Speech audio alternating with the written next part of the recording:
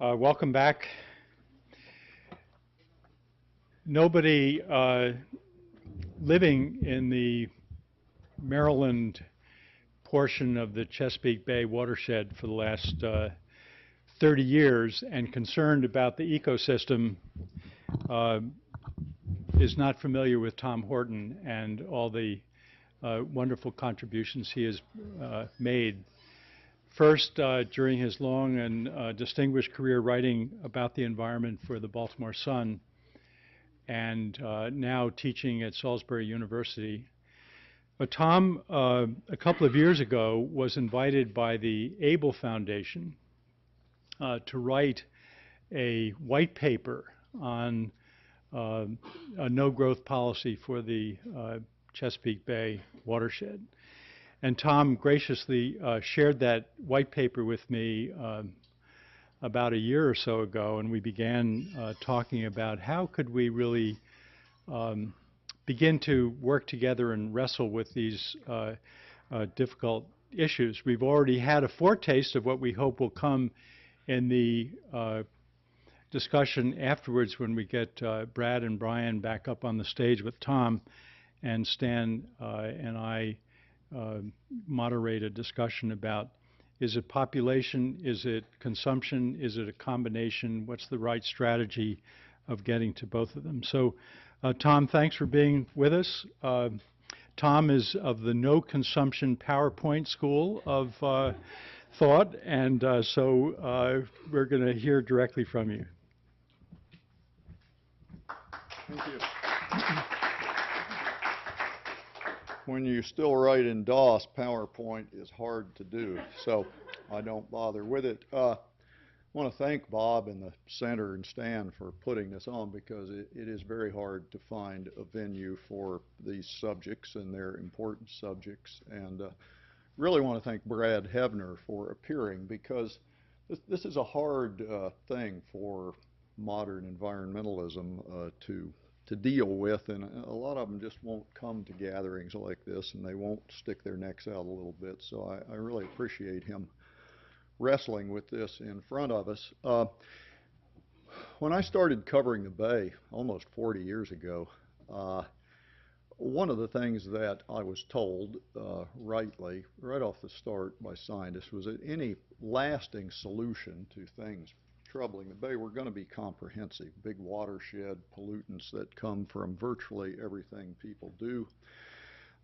So I developed a little exercise every several months or few years. I would just sit down on a piece of paper, okay, what pieces of this complex puzzle are still missing? And if you go back, we started worrying about what's Maryland doing at some point in the 70s. Let's include Virginia. Later on, gee, maybe Pennsylvania, since it's half of all the fresh water in the Bay, we should include them. And at that point, it made sense to include, we're up to the 80s now, a federal oversight role, because, you know, so Maryland doesn't try to sue Pennsylvania and vice versa. So then it went on. We used to, when I started, worry a lot about phosphorus, not at all about nitrogen. That's actually been a fairly recent development. It happened when a very brave scientist with the University of Maryland, the late Don Heinley, used his cutting-edge research to oppose his employers, the state of Maryland, in federal court. His side won. They had to recognize nitrogen actually was something you worried about, add it to phosphorus. I once called Heinley's boss, Pete Wagner, who was head of the Bay Research Labs, and said, can you confirm a call at 3 a.m. last week from the governor's office to you trying to fire Dr. Heinley? He said, I cannot confirm it because they call me all the time and the calls run together. So, you know, another piece of the puzzle, nitrogen. You know, then worried about point sources, pipes, smokestacks, sewage treatment, outflows, outfalls. Maybe we should get worried about diffuse sources from streets and farmland. Yeah. Excuse me, Tom. The mic is not picking you up. Oh. Okay, I guess can't get, yeah, it doesn't pull up. Oh well, I'll bend it. Well, that's okay. I'll bend down. Mm.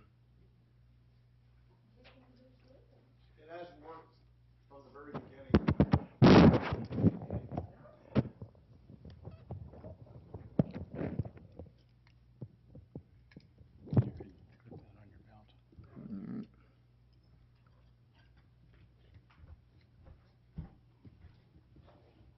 So how are we doing now? Can you hear me better? Did people miss almost everything, or was it? Oh, okay, that's good. So, we added non-point sources to point, and finally, pretty late in the game, we decided to add air because a lot of dirty air falls on the bay, nitrogen oxide. So, again, every few years we would add another piece of the puzzle, and it's a never-ending game. Climate change is likely to become one. Conowingo Dam up at the mouth of the Susquehanna, when it fills up in 10 or 15 years, is likely to become another piece of the puzzle. But really, endocrine disruptors might make their appearance in a bigger way. But, by and large, after 40 years, we've got a pretty comprehensive approach, except for one thing, and that is really the thing that has caused me increasing concern over the decades, is that we pretty much ignore not just population, but I put it in terms of growth. And let me just throw out a few thoughts. Here we are in a deep recession, home building's down, construction activities down, jobs are down, developers are desperate. That doesn't make environmentalists happy because they are part of the recession as individuals, but they are in a way happy because they know that a down economy really means a lot of the pressure is off nature for a little while. And what is that telling us? Similarly, if you want to find a lot of the best and most intact and diverse nature, whether it's around the Bay watershed or the world, go to military reservations like Aberdeen, like the DMZ between the two Koreas, the former Panama Canal Zone. Even the Berlin Wall was a virtual wildlife paradise. Seems like where we put up fences, even if we do a little tank warfare and bombing, nature just thrives when we keep people out. And again, what is that telling us? It's not telling us to double the military budget, please. Norm, I think, mentioned, do we know reducing nutrients to that goal is going to do it? Not precisely. I think it's a pretty good goal. One indication is of about 150 coastal bodies of water around the world that are suffering from the same over-fertilization that the bay is.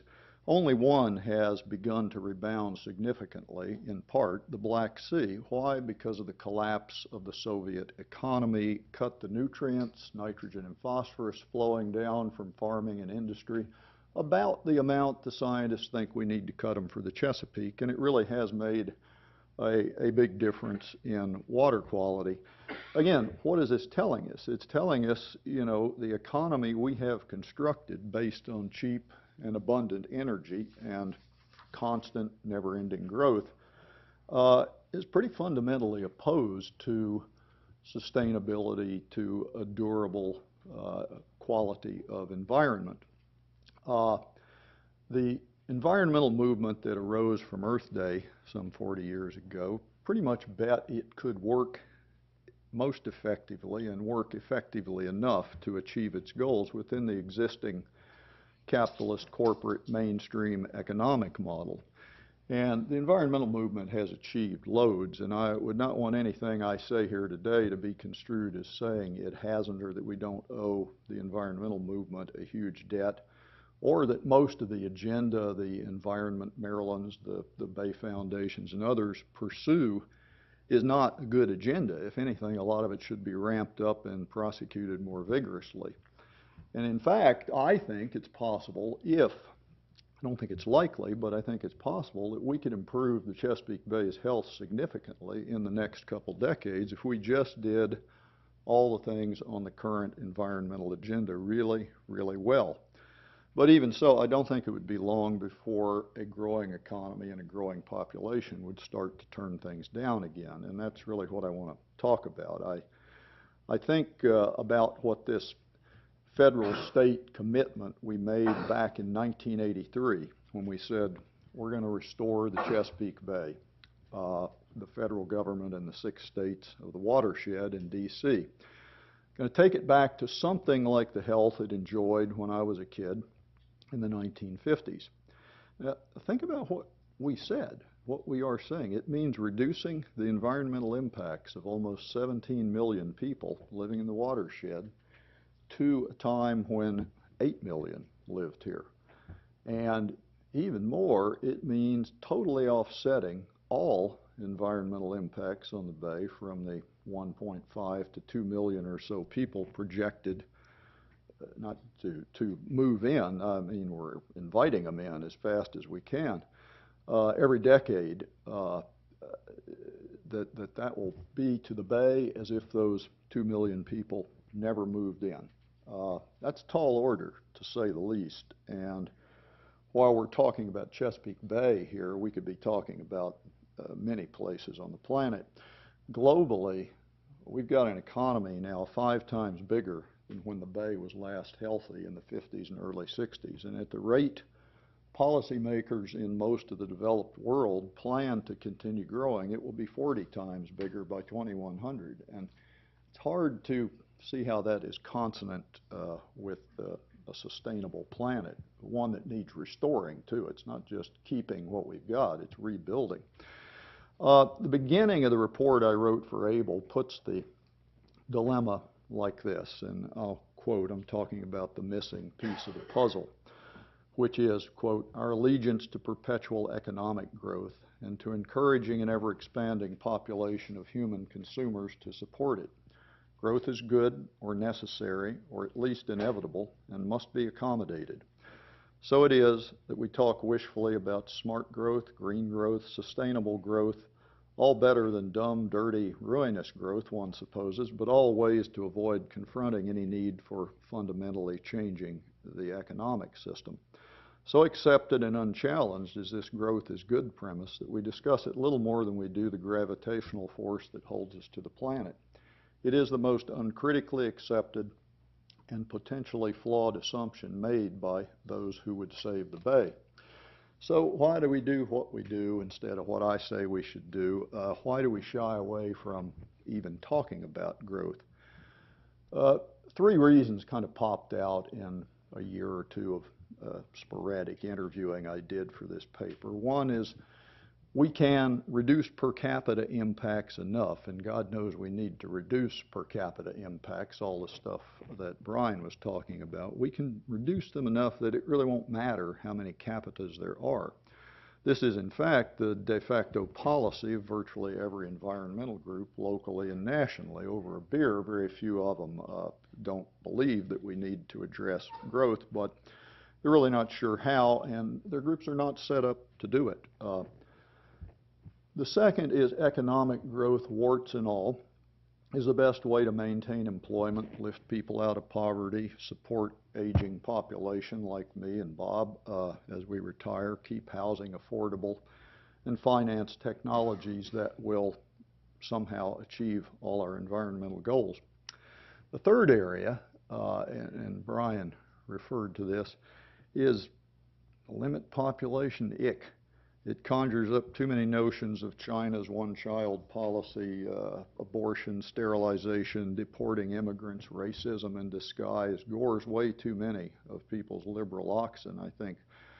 Another is that part of this is the solution is global. There's nothing we can do that would matter around Chesapeake Bay. So I want to just look at each of these 3 briefly in turn, and then we can open it up to questions.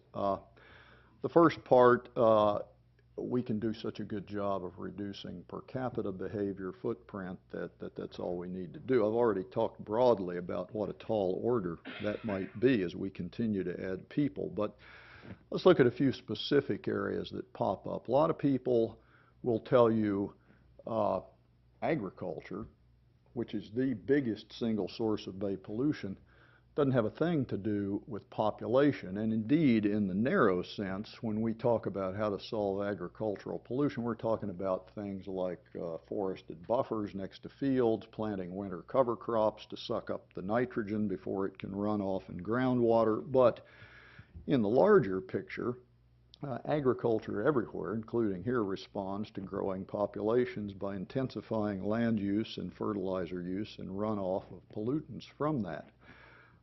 Give you an example, in 2008, this terrible government program that subsidizes ethanol to try to get us off Middle Eastern oil, combined with a world surge in demand for wheat, converted between 200 and 300,000 acres of the Bay watershed from low polluting land uses to high polluting crops, offsetting millions of pounds that we had already made hard-won pollution reductions. Similarly, increasing meat and dairy production on Delmarva in the Shenandoah Valley and up in Lancaster County equals a growing impact on water quality from manure. And to think that's not related to a growing population, I think is not responsible. And you know, with agriculture and everything else I'm talking about, of course, we can do a lot better on the just reducing the pollution independent of anything with economic growth or population, behaving better, reducing our footprint. We have to do that. But I think unless we can all switch quickly to eating tofu and algae and not too much of it, we'd probably do well in the long term to also pay attention to how many people need to eat. Another example, one of the Bay's neatest, finest, most intact small watersheds is Mattawoman Creek on the border of Charles and Prince George's in southern Maryland. We've had a huge state investment in keeping it that way, bought something like 5,000 acres along the banks of the creek, kept sewage treatment out of it, most industries away, but it's still facing imminent decline because Charles County growth is flooding in there. Ironically, it's flooding in there because they're trying to keep it out of some other lands in the county that they've designated no growth, low growth. And just the paving from that, the impervious surface that Brian referred to, is going to get to the point very soon, according to Charles County's plans, their officially adopted plans, that it's going to begin degrading water quality. County commissioner down there, I asked him about that. He said, well, can't stop growth. All we can do is guide it, and it's got to go to the Mattawoman. There are way too many examples of this, and it's not a question of whether limiting growth, both economic and population, is the solution. It's too big a part of the solution to ignore is all I'm saying. You have to do everything you can, and then you'll still be lucky, I think, to achieve your goals, given what we need to do. Economics, this is probably a good and a bad time to question economic growth. Good because our old economy has crashed and failed us. Bad because we're pretty desperate right now to get an economy, maybe not the recent economy, but something going, get people back to work and making money again. And in the short term, there's just no doubt this economy is structurally reliant on more building, more paving, on physical expansion. That's how we built it, and getting out of it, anybody who thinks you could flip a switch, even if you had that power, you wouldn't dare use it. But there's absolutely nothing I have ever been able to find in economic theory that says you must have growth to have prosperity.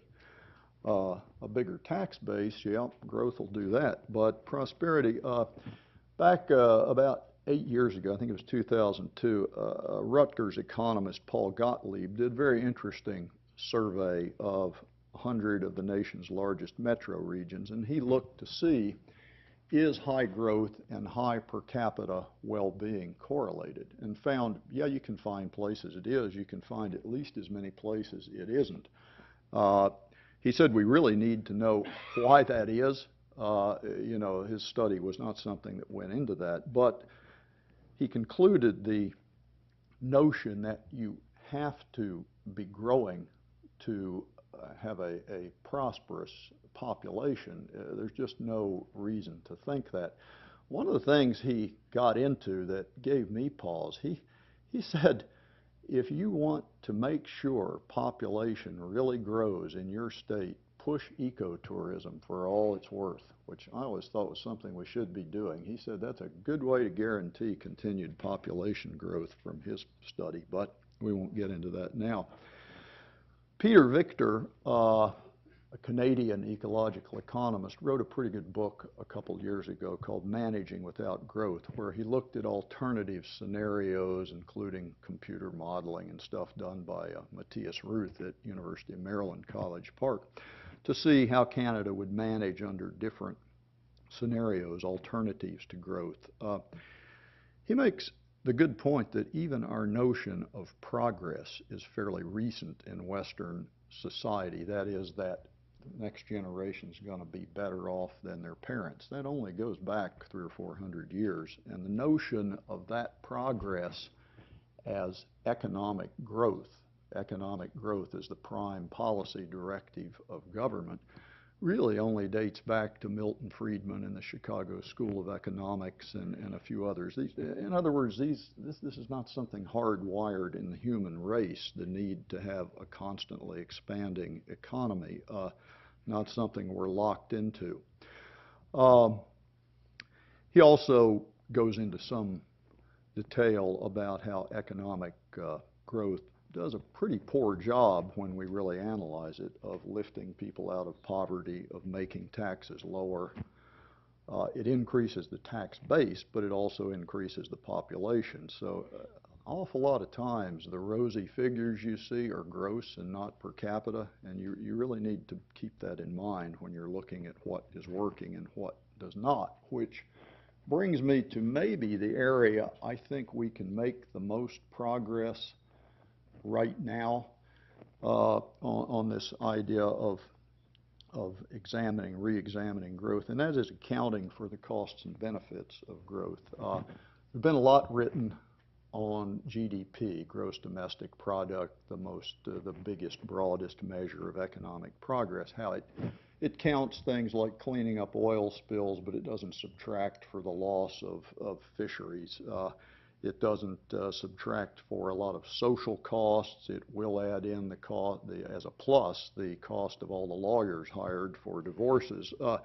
GDP, the way we account for progress, is horribly, horribly flawed. And Maryland, along with several other states, has begun to dip its toes in the water. Maryland now has online a genuine progress indicator, and there are some other better ones, frankly, that are national. There's a group called Redefining Progress.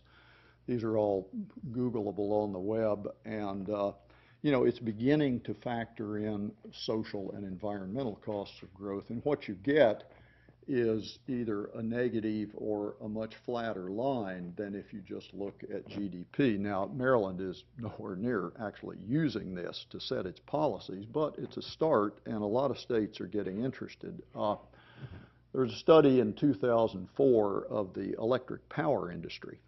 They looked at their earnings, which were $22 billion that year nationwide. And then they looked at their earnings as if they had to assume responsibility for all the environmental and health costs of nitrogen oxide, sulfur dioxide, and CO2. Their earnings were not $22 billion, they were minus $28 billion. So again, how we account for growth and progress is something that that I think is a good entry point into this whole debate, and it's one that people are already doing. I mentioned Charles County in southern Maryland.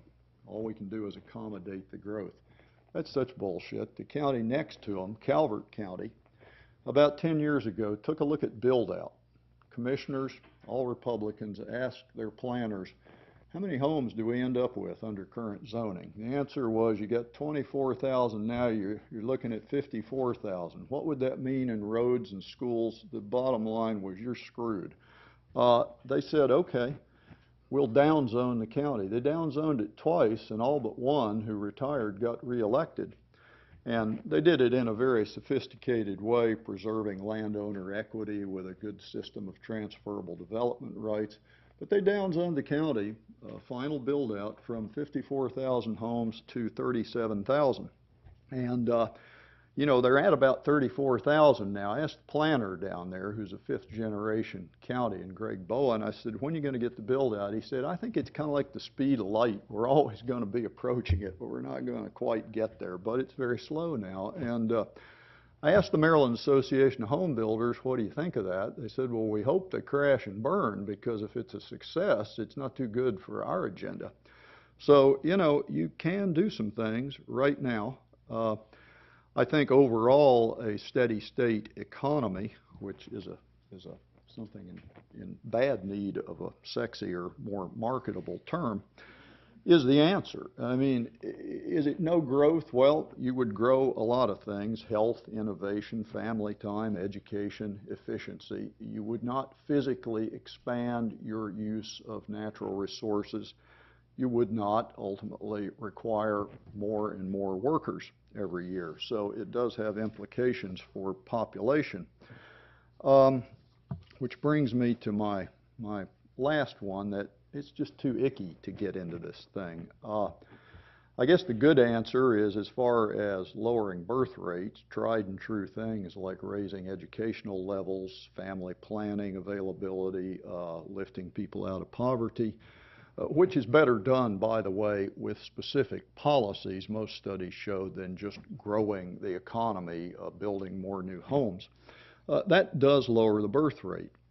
There's a lot more to it than birth rate in the U.S., though. One is the movement of Americans toward the coastlines, which has been going on for many decades and continues.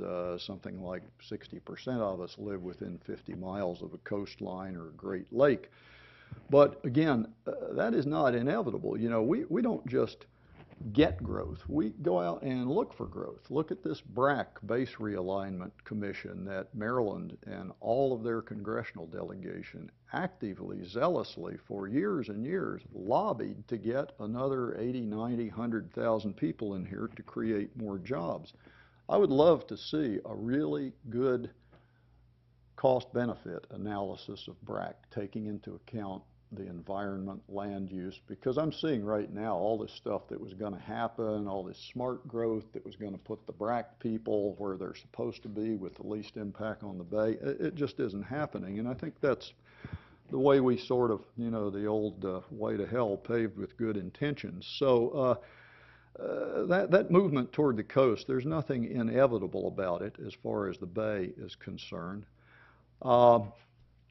But the other fact is, a lot of the growth in this country is immigration. The Pew Research Center did a study recently, and here's how it breaks down. About half of U.S. growth is from legal immigration.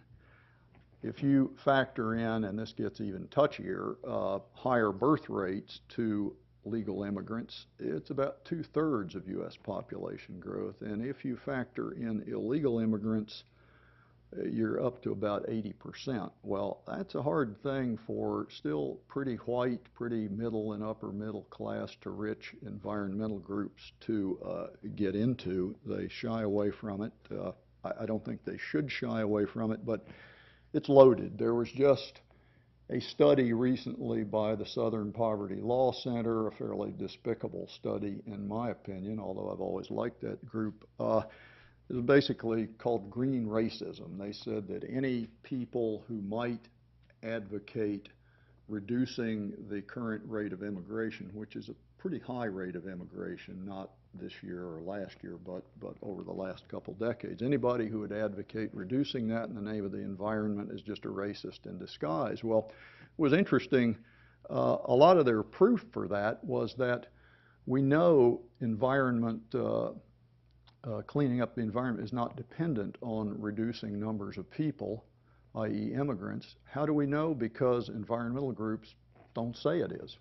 I think environmental groups don't say it is because they're worried that SPLC will call them green racists. It's very interesting. But the bottom line, I guess, is when you wade into the immigration stuff and limiting population per se, you're in some pretty interesting waters. I have felt very large and white a few times talking to groups about that. And quite frankly, I talk more and more about growth.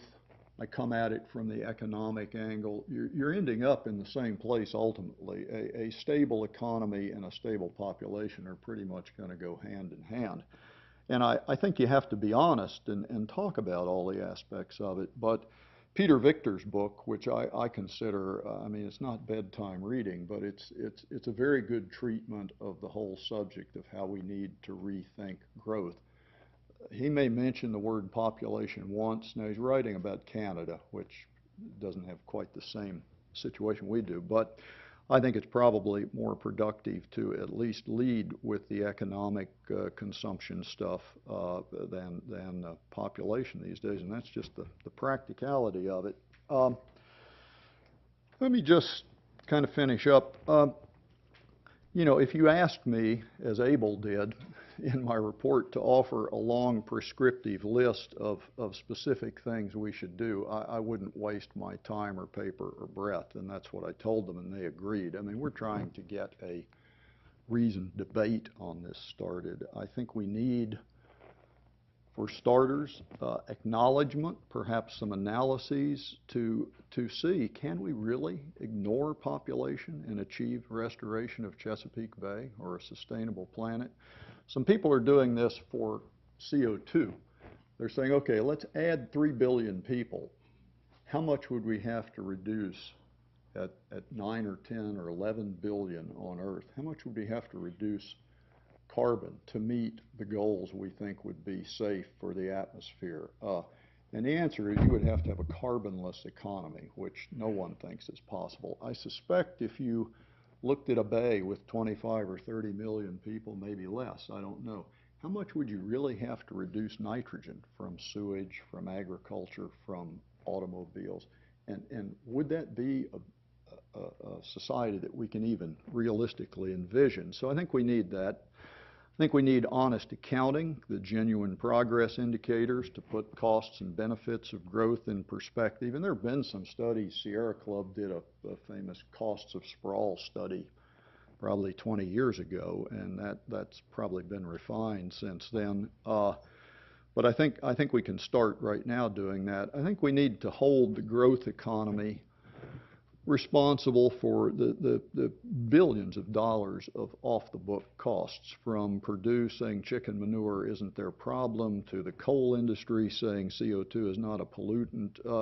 And you know, many businesses understand this is coming. I mean, they're looking at CO2 credits, planting forests for when they have to actually be responsible for their emissions, nutrient trading, paying farmers to make reductions that would be very expensive for growing cities to make. So again, this stuff is not something we need to wait for you know, lightning and thunder from the sky to start on.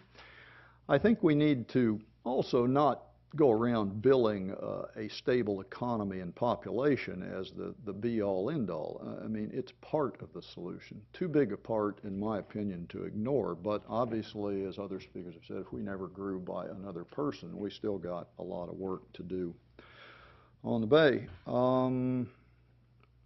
That's all I got.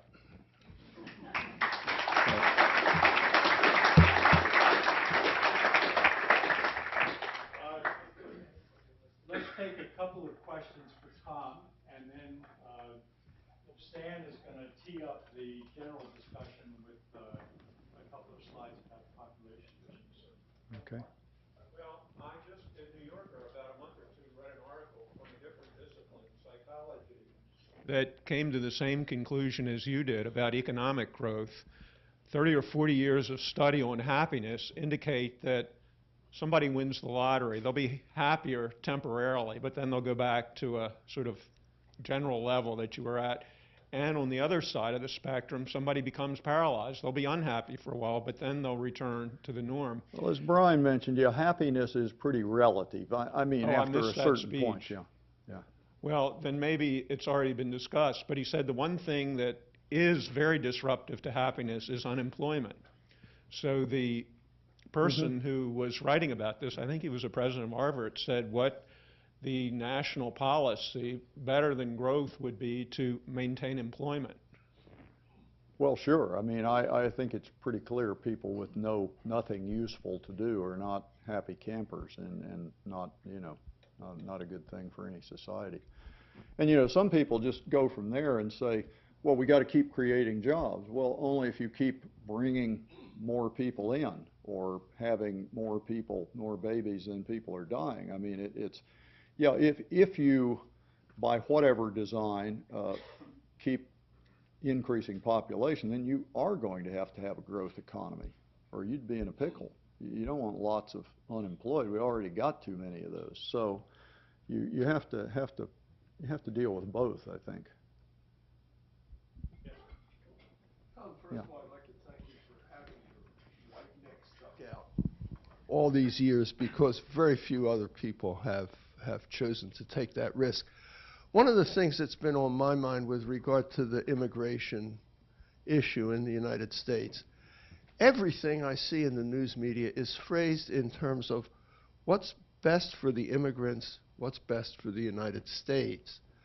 And by the way, I think using the term anti-immigrant is really something that shouldn't be done. There's a difference between being anti-immigrant and wanting to regulate immigration. Yeah. But the thing I wanted to ask you is anybody thinking in terms of what's best for Mexico? Are they better off having people leave and leaving behind a society that's basically a plutocracy? I'm certainly no expert. There are a lot of debates that go on. The old brain drain thing. Are we doing other countries a favor by taking their best and brightest? Others are that as long as we let immigrants in fairly freely, they won't have to do the things they need to do to deal with that. Yeah, and it's just to give you some perspective, throughout its history, the U.S., until the last couple decades, averaged about 276,000 immigrants a year. Many more in some periods, not so many in others. Various changes and reforms, pretty good, well-meaning reforms to the immigration laws, have resulted in some closer to 1 million a year in recent decades. And I'm just talking legal immigrants. Those are almost two separate deals, the legal and illegal. So, there are some groups who advocate getting immigration back to the historical average, somewhere 250 to 350,000. It surprised me to find out that a couple 100,000 people leave the U.S. permanently every year. So you could take around 250,000 immigrants with no net gain in population. It's such an interesting political dynamic. A lot of liberal groups allied with the Chamber of Commerce, which wants to keep labor as cheap as it can, and in some cases legitimately can't get the labor. We're talking high-tech jobs, not your poor, your huddled masses here. But for an environmental group, when you get into immigration, Norm, all of the Congress people, not all, but most of them, the Mikulskis, the Cardins, who vote with you on the Bay, they're all of a sudden your enemies if you're looking to dampen the number of immigrants. So politically, it's an interesting equation. So I don't pretend that this is an easy thing, but I also don't like to think there's any subject we can't talk about. You're picking them, yeah. Excuse me. I would like to link two issues that you raised, both of which are extremely interesting to me. One is the concept of feeding the world and agriculture and the world population being part of the issue, and the other being the immigration. And in particular, what I'm thinking about here is the chicken industry, The number of chickens being grown on the Eastern Shore, we heard the number earlier, what was it, 300,000 or? 300 million. It's actually, Sorry, if you 300 million, of include the course. Delaware part of the shore, it's closer to 500 million. Right, and we know this is the major chicken producing area in the U.S. And we're producing chickens for the whole U.S., if not the world. Well, it's actually number 10. But, in the U.S.? Yeah, it was where it started. It's number 10, but the three-county area of Wicomico and Worcester in Maryland and Sussex and Delaware is the greatest density of poultry anywhere on earth. Okay, it's that's where maybe the the poultry statistic industry is born, and it's where it's thickest. Maybe that's a statistic that was in my head, but Yeah. the point is that, and if we can get into exporting, if you want to talk about environmental racism, could we export some chickens? And why is it appropriate to be feeding the world with chickens, first of all, in an area that's at the coast? I mean, we're bringing people, you're talking about the immigration of people to coastal areas. Why bring the animals? And you can think about pigs and cattle. You know, North Carolina, you know, a hog weighs much more than a human being, and there are more hogs than people.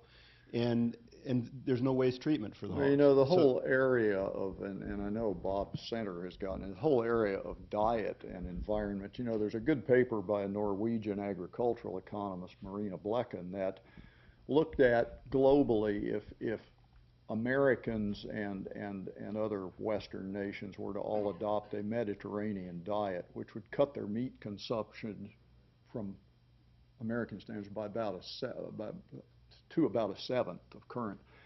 That would probably remove the need for growing so much grain to run it through meat animals that we would pretty much reduce nitrogen runoff from agriculture by 40 to 50%, which is about what we would need to do to clean up the bay. So just a change like that, you know, irrespective of population, could be huge. I guess what I'm really getting at is that's certainly true, and I guess that's consumerism and the rest of it, but the point I'm really getting at is when we think of population, we should also be thinking about the populations of animals. Yeah, I think I once wrote something about the need to limit chicken populations. It didn't gain a lot of traction down where I live in Salisbury. The fact is, chickens, I don't think we're looking at least, I don't sense we're looking at in the Bay watershed big increases in numbers anymore. The concentrations, of course, of what have really increased, and maybe we can get more concentrated, but I'm not sure. I'm not sure we aren't maybe dealing with peak shit as well as peak oil. Let's hope. Yeah, that, you know. Hard to follow that last comment, but the point, Tom, is that we do raise, kill, and consume 8 billion with a B animals in the United States each year, and about 7.5 billion of them are poultry. Globally, it's now 50 billion. So the number of producers of poultry in low-income and lower middle-income countries is also creating some of the same environmental things.